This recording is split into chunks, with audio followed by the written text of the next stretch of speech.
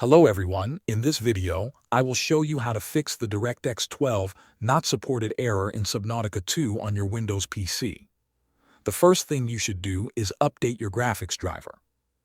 Download the newest driver directly from the official NVIDIA, AMD, or Intel website. Make sure you select the correct driver for your graphics card and operating system. If you are using an NVIDIA graphics card, choose the Clean Installation option during the installation process. This removes old driver settings and replaces them with fresh files, which can solve many DirectX-related problems. If the error still appears, the next step is to verify the game files through Steam. Open Steam and go to your library. Right-click on Subnautica 2 and select Properties. Open the Installed Files tab and click Verify Integrity of Game Files. Steam will scan all game files and automatically replace any missing or damaged files. Thanks for watching.